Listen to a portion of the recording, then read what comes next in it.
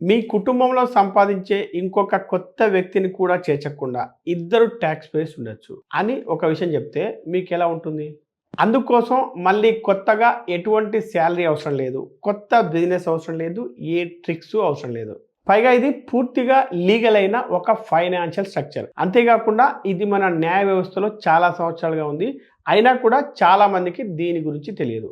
దీన్ని హెచ్యుఎఫ్ అంటే Hindu undivided family అని అంటారు. ఈ వీడియోలో మనం హెచ్యుఎఫ్ అంటే ఏంటి, అది ఎలా పనిచేస్తుంది, అసలు ఇది మీ కుటుంబానికి ఉపయోగపడుతుందో లేదో అనే విషయాల గురించి వివరంగా తెలుసుకుందాం. మొదటగా రవి అనే వ్యక్తి గురించి తెలుసుకుందాం. రవి వయసు 30 సంవత్సరాలు. హైదరాబాద్లో ఒక ఐటీ కంపెనీలో పనిచేస్తున్నాడు. సంవత్సరానికి అతడు 18 లక్షల శాలరీ సంపాదిస్తున్నాడు. అంతేకాకుండా స్టాక్స్, మ్యూచువల్ ఫండ్స్లో కూడా ఇన్వెస్ట్ చేస్తాడు. కాబట్టి ప్రతి సంవత్సరం అతని క్యాపిటల్ గెయిన్స్, డివిడెండ్స్, శాలరీ ఇవన్నీ అతని పాన్ కార్డ్ కిందకే వస్తున్నాయి. దానివల్ల ప్రతి సంవత్సరం ఖర్చులన్నీ పోగా అతని మొత్తం ఆదాయం 15 లక్షలు దాటిపోవడంతో అతని సంపాదన హైయెస్ట్ ట్యాక్స్ స్లాబ్లోకి వెళ్ళి ఎక్కువ ట్యాక్స్ చెల్లించాల్సి వస్తుంది. అంతేకాదు రవి ఏటీసీ డిడక్షన్స్ గురించి కూడా విన్నాడు. వాటిని పూర్తిగా ఉపయోగించుకోవడానికి ₹1,50,000 ఈఎల్ఎస్ఎస్లో పెట్టాడు. కొంత ఇన్సూరెన్స్ తీసుకున్నాడు. అంటే రూల్స్ ప్రకారం చేయాల్సినవన్నీ చేశాడు. అయినప్పటికీ ఎంత ట్రై చేసినా కూడా తాను చాలా ఎక్కువ ట్యాక్స్ కడుతున్నాను అనే ఫీలింగ్ మాత్రం అతనికి పోవడం లేదు. ఇక్కడ రవికి తెలియని విషయం ఏంటంటే అతను పూర్తిగా లీగల్గా తన ఫ్యామిలీ యొక్క ఇన్వెస్ట్మెంట్ ఇన్కమ్ను 2 వేర్వేరు ట్యాక్స్ ఎంటిటీస్గా స్ప్లిట్ చేసుకోవచ్చు. ఒకటి అతని పేరుతో, ఇంకొకటి అతని హెచ్యుఎఫ్ పేరుతో. అంటే 18 లక్షల్ని ఒకటే ట్యాక్సబుల్ ఇన్కమ్గా చూపించకుండా దాన్ని 2 చిన్న చిన్న ఇన్కమ్స్గా మార్చుకోవచ్చు. దీనివల్ల ఆ 2 ఇన్కమ్లు తక్కువ ట్యాక్స్ స్లాబ్లోకి వచ్చి మొత్తం ట్యాక్స్ తగ్గే అవకాశం ఉంటుంది. దీన్ని హెచ్యుఎఫ్ కుండే పవర్ అని చెప్పవచ్చు. హెచ్యుఎఫ్ అంటే హిందూ అన్డివైడెడ్ ఫ్యామిలీ. పేరు చూసి ఇదేదో పాతకాలపు కాన్సెప్ట్ అని ఇగ్నోర్ చేయకండి. ఎందుకంటే ఇది ఇప్పటికీ చాలా ప్రాక్టికల్గా, మోడర్న్గా ఉపయోగించబడుతుంది. ఇండియన్ లా ప్రకారం ఒక హిందూ కుటుంబం అంటే మీరు, మీ లైఫ్ పార్ట్నర్, మీ పిల్లలు, ఇంకా వాళ్ళ పిల్లలు కూడా అందరూ కలిసి ఒక హెచ్యుఎఫ్గా ఏర్పడవచ్చు.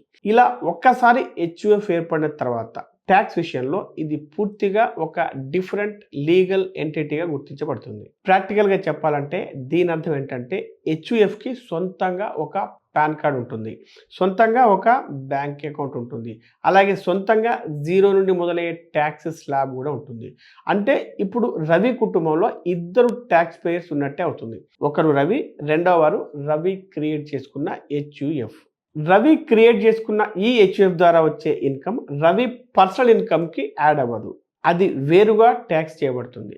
దీన్ని వాటర్ తీసుకొని దాన్ని ఓవర్ఫ్లో అయ్యే విధంగా ఒకే గ్లాసులో పోయకుండా 2 వేరువేరు గ్లాసులు తీసుకొని ఓవర్ఫ్లో అవ్వకుండా వాటర్ని 2 గ్లాసుల్లోకి డిస్ట్రిబ్యూట్ చేయడంగా చెప్పుకోవచ్చు. మళ్ళీ ఒకసారి రవి విషయంలోకి వద్దాం. ఇప్పుడు మరొకసారి రవి యొక్క మొత్తం యాన్యువల్ ఇన్కమ్ని గమనిస్తే శాలరీ 14 లక్షలు, స్టాక్స్, మ్యూచువల్ ఫండ్స్ నుంచి క్యాపిటల్ గెయిన్స్ 4 లక్షలు, అంటే మొత్తం 18 లక్షలు.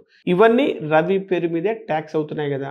అయితే ఇప్పుడు రవి యొక్క హెచ్యుఎఫ్ అకౌంట్ క్రియేట్ చేసి తనకున్న ఇన్వెస్ట్మెంట్స్లో కొన్ని ఇన్వెస్ట్మెంట్స్ని హెచ్యుఎఫ్ అకౌంట్కి మార్చాడని అనుకుందాం. ఉదాహరణకు 4 లక్షల విలువైన ఇన్వెస్ట్మెంట్స్ ఇప్పుడు హెచ్యుఎఫ్ పేరు మీదే ఉన్నాయని అనుకుందాం. ఇలా మార్చడం వల్ల ఆ ఇన్వెస్ట్మెంట్స్ నుండి వచ్చే ఇన్కమ్ ఉదాహరణకు 2 లక్షలు అనుకుంటే ఆ 2 లక్షల క్యాపిటల్ గెయిన్స్ ఇక రవికి కాదు, హెచ్యుఎఫ్కి చెందుతుంది. అంటే హెచ్యుఎఫ్ క్రియేట్ చేసిన తర్వాత పరిస్థితి ఎలా మారిందంటే రవి పర్సనల్ ఇన్కమ్ 16 లక్షలు, హెచ్యుఎఫ్ ఇన్కమ్ 2 లక్షలు. ఇప్పుడు ఈ 2 లక్షలు వేరేగా రవి పర్సనల్ ఇన్కమ్తో సంబంధం లేకుండా దాని సొంత 0 స్లాబ్ నుండి ట్యాక్స్ అవుతుంది.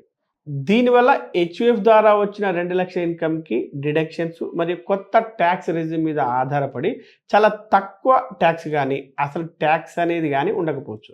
దీన్ని బట్టి హెచ్యుఎఫ్ని పూర్తిగా లీగల్గా ఒక నిజమైన ట్యాక్స్ సేవింగ్ మెథడ్గా చెప్పుకోవచ్చు. ఇది కేవలం మీ ఇన్వెస్ట్మెంట్స్ని సరైన విధంగా స్ట్రక్చర్ చేయడం వల్ల మాత్రమే సాధ్యమవుతుంది. ఇప్పుడు దీన్ని ఇన్వెస్టర్స్కి ఇంకా ఇంట్రెస్టింగ్గా మార్చే విషయం ఏంటంటే హెచ్యుఎఫ్ అనేది కేవలం ఒక ట్యాక్స్ సేవింగ్ టూల్ మాత్రమే కాదు, ఇది యాక్టివ్గా ఇన్వెస్ట్ కూడా చేయగలదు. ఒక వ్యక్తి చేయగలిగే దాదాపు అన్ని ఇన్వెస్ట్మెంట్స్ని ఇది కూడా చేయగలదు. ఉదాహరణకు హెచ్యుఎఫ్ ద్వారా స్టాక్స్ కొనడం, అమ్మడం చేయొచ్చు. మ్యూచువల్ ఫండ్స్లో ఇన్వెస్ట్ చేయడం కూడా చేయొచ్చు. ఐపీఓలకి అప్లై కూడా చేయొచ్చు. వీటితో పాటు మార్కెట్లో ట్రేడింగ్ కూడా చేసుకోవచ్చు. అంటే మీ అన్ని ఇన్వెస్ట్మెంట్స్ను మీ పర్సనల్ డీమ్యాట్ అకౌంట్లోనే పెట్టకుండా హెచ్యుఎఫ్ పేరుతో ఒక సపరేట్ ఇన్వెస్ట్మెంట్ కార్పొరేట్ సృష్టించుకోవచ్చు. ఇది లాంగ్ టర్మ్ ఫ్యామిలీ వెల్త్ బిల్డింగ్కి పవర్ఫుల్గా పనిచేస్తుంది. మీ పర్సనల్ ఇన్వెస్ట్మెంట్స్ మీ పర్సనల్ వెల్త్ని పెంచుతాయి, కానీ హెచ్యుఎఫ్ ఇన్వెస్ట్మెంట్స్ మీ ఫ్యామిలీ వెల్త్ని పెంచుతాయి. అంతేకాకుండా మన దేశంలో చాలా వెల్తీ ఫ్యామిలీస్ ఈ స్ట్రక్చర్ని చాలా సంవత్సరాలుగా నిశ్శబ్దంగా ఉపయోగిస్తున్నారు. అయితే ఇప్పుడు మీరేమనుకుంటున్నారో నాకు తెలుసు. అదేంటంటే ఇది కేవలం సీఏలు లేదా రిచ్ ఫ్యామిలీస్ కోసం మాత్రమే ఉంటుంది, దీన్ని సెటప్ చేయడం చాలా కష్టంగా ఉంటుంది అని. నిజం చెప్పాలంటే ఒకప్పుడు అది నిజమే. కొన్ని సంవత్సరాల క్రితం వరకు హెచ్యుఎఫ్ అకౌంట్ ఓపెన్ చేయడానికి ఫిజికల్గా ఫామ్స్ నింపాల్సి వచ్చేది, బ్యాంకుకి ఎన్నోసార్లు వెళ్లాల్సి వచ్చేది.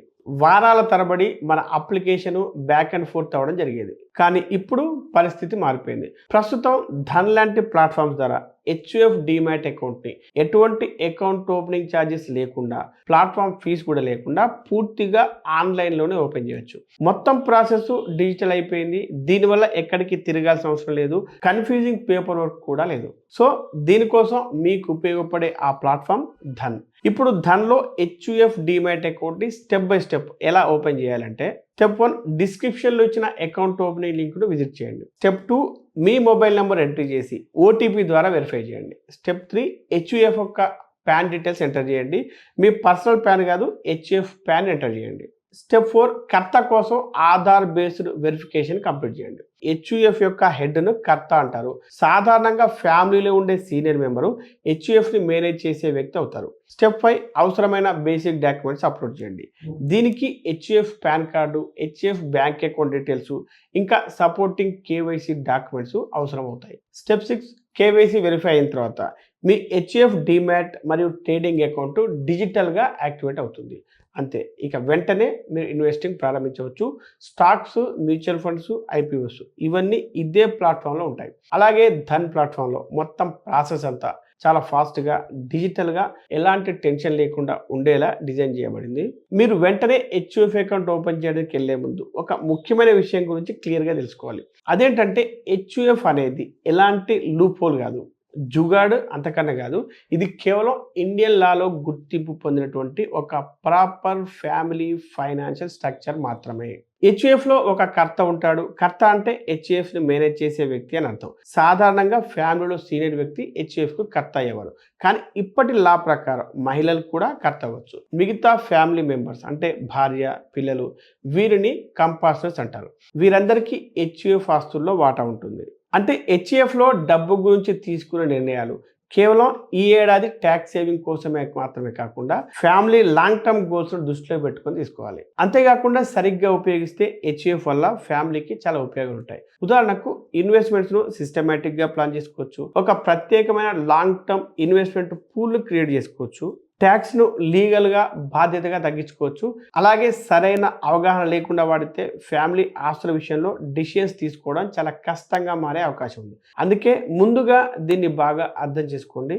అవసరమైతే ఒక సీఏతో మాట్లాడండి. ఇక్కడ పర్సనల్ ఫైనాన్స్లో చాలామంది మిస్ అయ్యే విషయం ఏంటంటే, మనం ఎక్కువగా ఏ స్టాక్ కొనాలి, ఏ మ్యూచువల్ ఫండ్ తీసుకోవాలి అనే విషయాల మీదే ఎక్కువగా ఆలోచిస్తుంటాం. ఇది ఒక ముఖ్యమైన విషయమే, కానీ మీరు మీ ఇన్వెస్ట్మెంట్స్ని ఎలా స్ట్రక్చర్ చేస్తారు అనేది కూడా, ఎక్కడ ఇన్వెస్ట్మెంట్ చేస్తారన్న దానికంటే కూడా పవర్ఫుల్గా ఉంటుంది.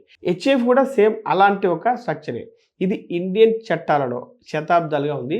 పైగా ఇది పూర్తిగా లీగల్. చాలా కుటుంబాలకు ఇది నిజంగా ఒక స్మార్ట్ ఫైనాన్షియల్ టూల్గా పనిచేస్తుంది. కాబట్టి మీ కుటుంబానికి హెచ్యుఎఫ్ ఇన్వెస్టింగ్ సరిపోతుందా లేదా తెలుసుకోవాలంటే డిస్క్రిప్షన్లో నేను ఒక లింక్ ఇచ్చాను. దాని ద్వారా ధన్లో హెచ్యుఎఫ్ డీమ్యాట్ అకౌంట్ ఓపెన్ చేయవచ్చు. ఓపెనింగ్ ఛార్జెస్ లేవు. పూర్తిగా డిజిటల్ ప్రాసెస్, చాలా స్ట్రైట్ ఫార్వర్డ్గా ఉంటుంది. ఒకసారి చూసి స్ట్రక్చర్ని బాగా అర్థం చేసుకోండి. మీ కుటుంబ ఫైనాన్షియల్ ప్లాన్కి సరిపోతే ముందుకెళ్ళండి. ఎందుకంటే స్మార్ట్ ఇన్వెస్టింగ్ అంటే కేవలం రిటర్న్స్ గురించే కాదు, మీకు అందుబాటులో ఉన్న ప్రతి స్మార్ట్ లీగల్ టూల్ని సరిగ్గా ఉపయోగించడం కూడా అంతే ముఖ్యం.